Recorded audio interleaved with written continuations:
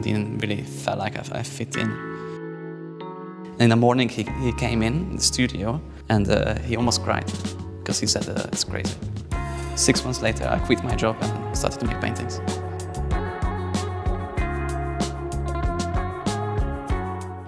Welcome back, and for those who are new here, I'm Lisa, and today I'm in Brussels going to the opening of Szabi's first solo show with Almine Rech gallery. Almine Rech is one of the most influential galleries in the world, representing iconic artists such as Jeff Koons and Richard Prince. They were the first gallery in Europe to exhibit James Turrell before he became worldwide famous. You ready? This is Gwen. He works closely with Almine on the selection of artists for the gallery. He was an early supporter of Szabi's work and was key in making this exhibition happen. Hey, it's Szabolcs Bozó. We are here in Brussels for my solo exhibition called Busójárás. That's the festival carnival that's super Hungarian. Some of the characters are based on those costumes that people wear and try to scare this winter away. It's in every February. I always saw it as a child. In these costumes they go and they scare everyone, they hug you, they push you. That's why this work called The Hug of the Krampus. Growing up surrounded by folklore and the art of Hungarian artist Victor Vasarely, Szabi was born in Pécs, Hungary, but he always knew his future was going to be elsewhere. When I was growing up, I loved breakdancing. Maybe you wouldn't think, you know? That was my first passion in life. I had a few friends living already in London at the time. They said, come to London, and then you can do dancing on the side, because the dance scene was much bigger. Moving to London was a huge decision for Szabi, because he didn't speak a word of English. I didn't have any money, so I went to do street dancing in Italy. I saved up £500. So I took a bus, 27 hours. Here I was, speaking no English. I was making sandwiches for some time. And then once I spoke better English, I started to work as a waiter, as a barman. I always loved just making these funny drawings. Especially at the restaurant, when I wasn't busy, I had a checkbook and just making drawings on the hundreds of drawings.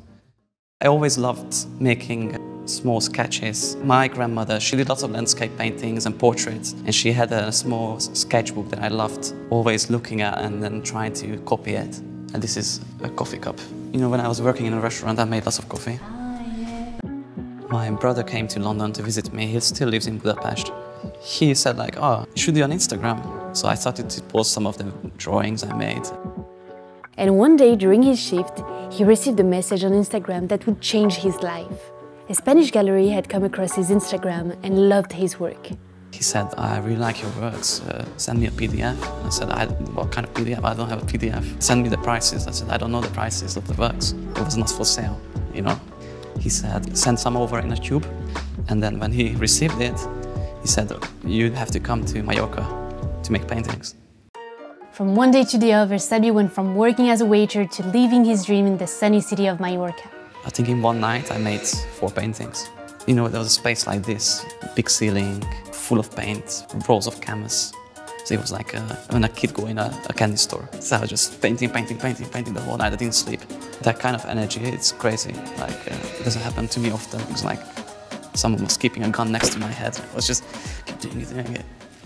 No one was there doing it, but I just used the time like, okay, maybe it's a one-off thing. In the morning he came in the studio and he almost cried because he said it's crazy. 6 months later I quit my job and started to make paintings. Quitting your job and going into an industry that you don't know much about is scary. But Szabi could rely on his family that always believed in him.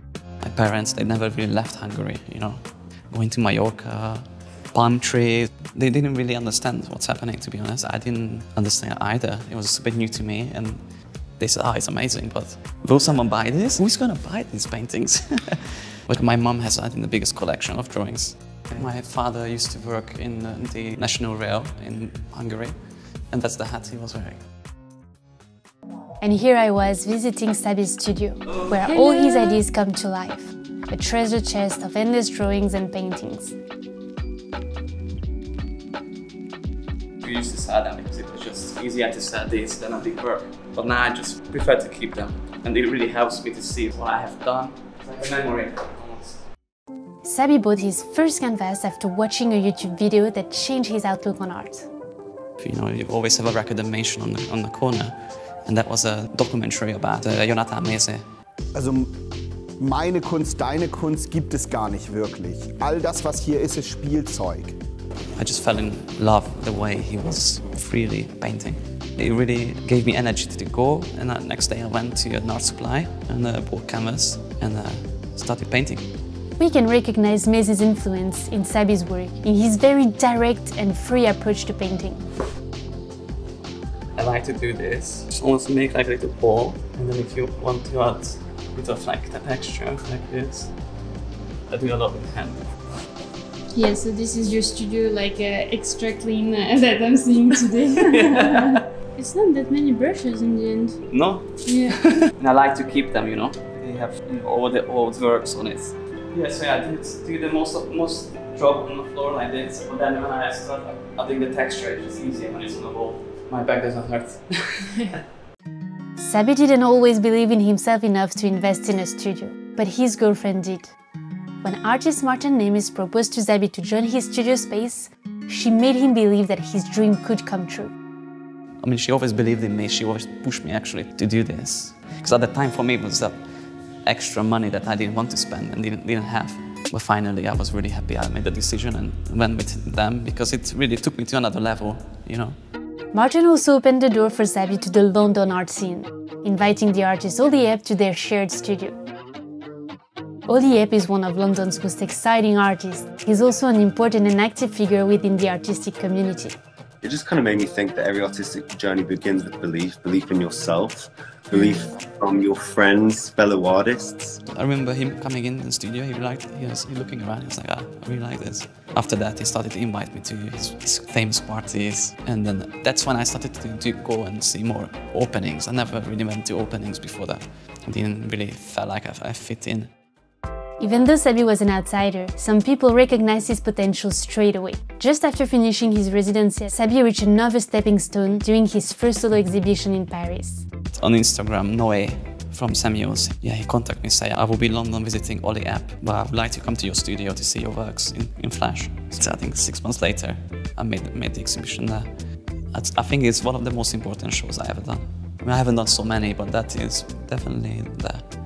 Just several months after, he did another huge solo show with the gallery that discovered him. That was a really big show, and I was really happy. That was the first time I've done works made of multiply canvases. Did a big sausage dog, because that was my dream to have a dog, and I really wanted a sausage dog at the time. His very happy and colorful work is deeply rooted to Hungary's history. It echoes the cartoons made during the communist era, hiding depression and censorship. These cartoons were made in the communist Hungary in the 50s, 60s. One of them is called Shushu the Dragon. Hungarian mothers, they read it to you and then you go and fall asleep, you know, because it's like a happy story. But that's something I find out later, you know, when I was doing these drawings, I didn't really think about a specific cartoon or book. But then, a few years later, I was like, yeah, this is actually very similar. It comes from my childhood. So there is one, on one of the paintings, Vuk is a small little fox that always gets into troubles. The Hungarian-born gallerist Kál Kosztyál took Szabi under his wing and would propel him into another sphere of the art world. He saw this because he watched the same kind of cartoons, I guess, when he was a child as me, and he was like, I know what it is, like, I really get it, I love it, let's do a show. Now we do lots of research in Budapest, in libraries, dig up all these animators who made some of the cartoons that inspired me, and we are now kind of in like a history research. Research and experimentation are an important part of Szabi's work process. Szabi started experimenting again with sculpture with Matthew from K Studio. His studio is known for taking elements of an artist's work and bringing it to life. Together, they created a unique edition of sculptures, sold out instantly. So that was a super fun project working with Matthew. I mean, he's one of my first collectors who ever bought a work. It was a medium that I don't really have much time to do anymore. I used to in school. I love not only sculpture with clay, I love sticking things together. I made a sculpture once of my studio mates' rubbish. Making sculpture, I plan to do more of this, hopefully, if not next year, the year after. future looks bright for Szabi, and I can't wait to see what he comes up with next.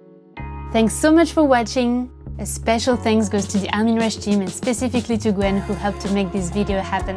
And I'm super excited to have this video included in Szabi's first museum exhibition at M Woods in Beijing. Don't forget to like and subscribe, and I'll see you soon. Bye!